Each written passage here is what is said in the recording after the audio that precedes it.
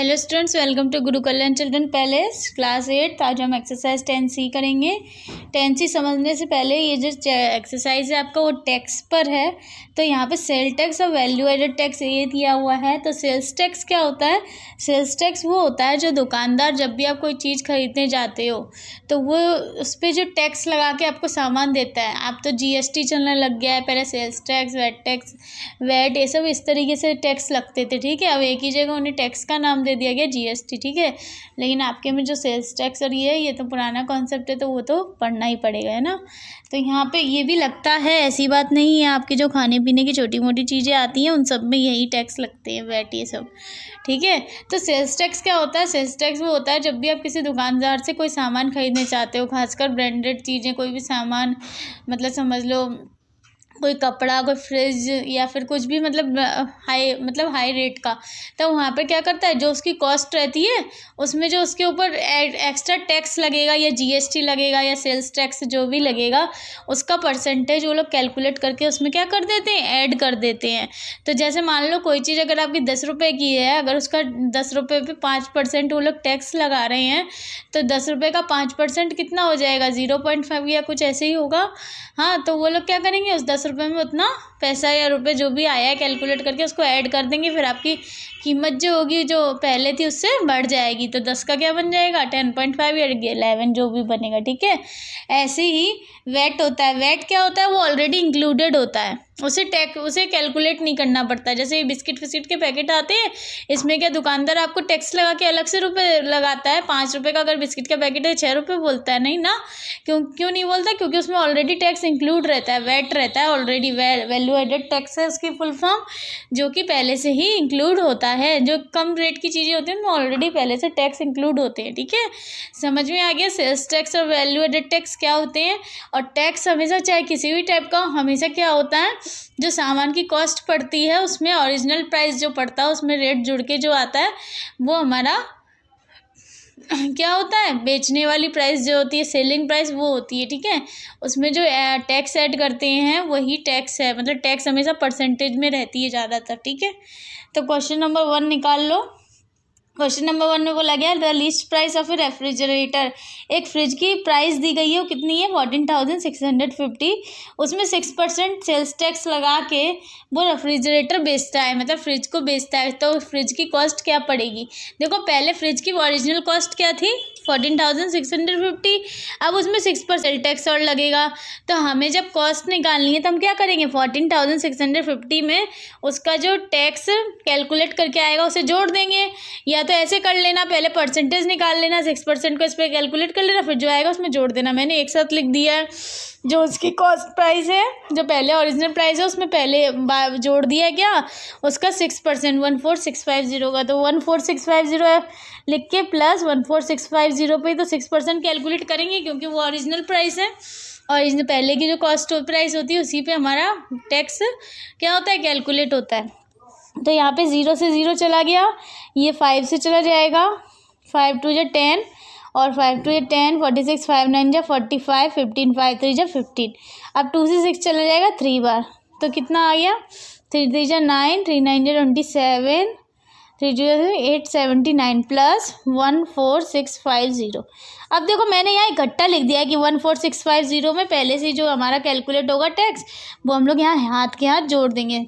आप लोग कैसे भी कर सकते हो, एग्जाम्पल में अगर समझ में आ रहा तो उस हिसाब से भी कर सकते हो, बात एक ही है।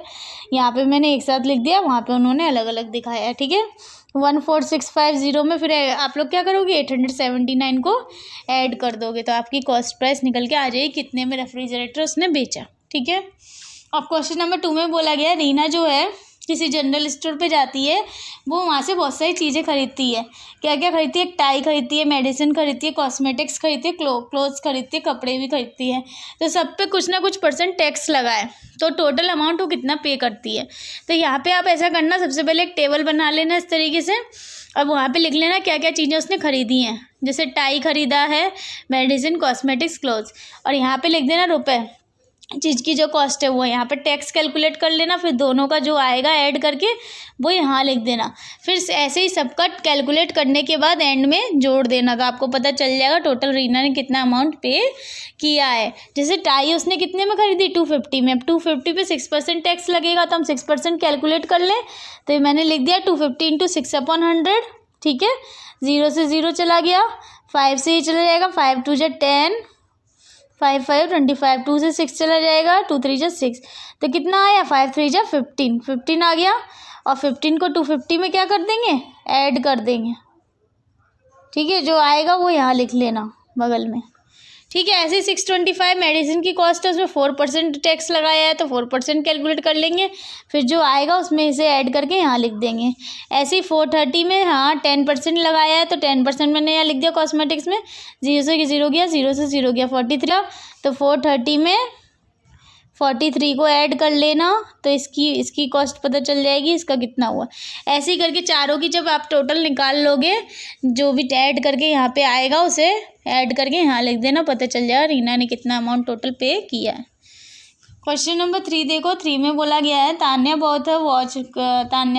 तन्वी ने एक वॉच खरीदी है जिसकी कॉस्ट उसने सेलिंग प्राइस मतलब कितने में खरीदी है 1980 रुपये में, जिसमें इंक्लूडिंग वेट पहले से ही इंक्लूड है, मतलब वेट पहले से ही लगा हुआ है, तो उसकी ओरिजिनल प्राइस बतानी है, मतलब पहले वो वॉच कितने रुपए की थी, ठीक है। तो देखो वेट हमेशा किस पे वो होता है कैलकुलेट, ओरिजिनल प्राइस पे। अब ओरिजिनल प्राइस हमें पता नहीं है तो हम यहाँ क्या मान लेंगे एक्स, तो एक्स प्लस एक्स इंटू 10%। क्यों लिखा है, क्योंकि हम लोग ओरिजिनल प्राइस में ही तो परसेंटेज ऐड करते हैं, जैसे यहाँ किया था, ये ओरिजिनल प्राइस थी, फिर plus original price into percent, जो भी टैक्स का परसेंट था यही यहाँ पे किया है मैंने। Original price plus original price पे जो टैक्स परसेंट है वो बराबर 1980, क्योंकि 1980 में उसे वो वॉच क्या हुई है, उसने खरीदी है ना। तो यहाँ पे क्या होगा, एक्स में हम लोग क्या करेंगे, original price plus original price पे x%, मतलब 10% वेट हमें दिया था इक्वल 1980, क्योंकि 1980 में उसने खरीदी है।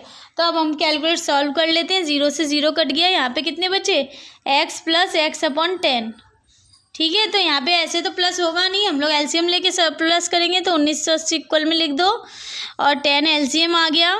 यहाँ पे क्या हो जाएगा, 1 के में 10 कितनी बार है, 10 बार आता है, तो 10x प्लस x बराबर 1980। 10 का यहाँ डिवाइड हो रहा है तो वहाँ जाके क्या होगा, मल्टीप्लाई, ठीक है। 11x हो गया ये, ठीक है। अब देखो 11x हो गया 1980 में, 10 मल्टीप्लाई करेंगे तो कितना आएगा 19,800। 11 का यहाँ मल्टीप्लाई हो रहा है तो वहाँ जाके क्या हो जाएगा, डिवाइड। 11 1 जा 11, 11 8 जा 88, 1800 रुपये। मतलब वो वॉच पहले कितने रुपए की थी, 1800 रुपये की थी। बाद में टैक्स लगा के 10% उसका टैक्स कितना आया, 10% टैक्स लगा के उन लोगों ने 1980 में बेची, ठीक है। समझ में आया कैसे करना है। इसी तरीके से क्वेश्चन नंबर 3 की तरह सेम क्वेश्चन नंबर 4 5 6 7 8 होगा। 4 से लेके 8 तक सारे क्वेश्चन का जो सीक्वेंस है करने का वो 3 की तरह ही है, ठीक है। जैसे क्वेश्चन नंबर 3 में बताया, क्वेश्चन नंबर 4 में भी हमें ओरिजिनल प्राइस ही कैलकुलेट करनी है, वैट इंक्लूड है। 5 में भी वैट इंक्लूड है, आपको ओरिजिनल प्राइस बतानी है 10 ग्राम गोल्ड की क्या थी। ऐसे ही 6 में बतानी है, 7 में भी और 8 में भी, ठीक है। 8 तक सब वही है, 9 वाले के ओरिजिनल प्राइस दी गई है। अब हमें वैट का रेट परसेंट निकालना है, वैट कितना परसेंट लगाया गया है। देखो जो चीज़ नहीं दी रहती है उसी को हम एक्स मान लेते हैं, तो यहाँ पे वैट को भी हमने क्या मान लिया, एक्स। अब ओरिजिनल प्राइस भी दी है, कॉस्ट प्राइस भी दी है, जितने भी उसने बेचा, ठीक है। पहले उसकी कॉस्ट क्या थी 840, बाद में 882 हो गई है ना। तो यहाँ पे क्या होगा 840 ओरिजिनल प्राइस है और कॉस्ट प्राइस मतलब जितने में बेचा है वो 882 है। वैट हमें निकालना है, वैट इसमें इंक्लूड है ऑलरेडी, ठीक है। तो वैट एक्स मान लिया। अब हमें पता है हम ओरिजिनल प्राइस में क्या करते हैं, वैट को कैलकुलेट करते हैं। तो original price plus 840 into x%, क्योंकि हमने वैट एक्स माना है, x% ही तो माना है, एक्स माना है तो x% ही होगा, ठीक है। रेट ऑफ एक्स, वेट क्या मान लिया हमने x%, ठीक है, बराबर 82। क्योंकि जब इसको इसमें टैक्स में जोड़ते हैं तो हमें टोटल अमाउंट मिल जाता है जितना उसने कस्टमर से लिया है, तो वो इक्वल हमने 882 लिख दिया। अब सॉल्व कर लो, 840 प्लस 840 इंटू x/100, 0 से कट गया 0, ठीक है। अब यहाँ पे हम लोग क्या कर लेंगे, एलसीएम लेके सॉल्व कर, नहीं एलसीएम क्यों लेंगे, 840 यहाँ प्लस हो रहा है, वहाँ जाके क्या हो जाएगा, ये नॉर्मल आपका नंबर है एक, तो उधर डायरेक्ट हम ट्रांसफ़र कर सकते हैं, ठीक है। तो यहाँ पे क्या हो गया 84x/10 बराबर 882 में से माइनस करेंगे 840, तो कितना आएगा, 2 का 2, 8 में से 4 गया 4। अब 10 का यहाँ डिवाइड हो रहा है, वहाँ जाके मल्टीप्लाई, और 84 का यहाँ मल्टीप्लाई हो रहा है, यहाँ आके डिवाइड, ठीक है। x की वैल्यू आ जाएगी 42 के में 84, 2 बार जाता है, 2 से 10 5 बार, तो x की वैल्यू क्या आ गई 5%। तो वेट कितना इंक्लूड था इसमें 5%। क्लियर, समझ में आया। क्वेश्चन नंबर 9 की तरह सेम 10 और 11 है, ये आपको खुद करना है इसी प्रोसेस से, उसमें भी समय वेट का परसेंट ही निकालना है, तो कर लेंगे। फिर भी कोई प्रॉब्लम आती है तो वीडियो को दोबारा देखना, अगर कुछ फिर भी समझ में ना आए तो स्कूल आके पूछ लेना, ठीक है। Thank you.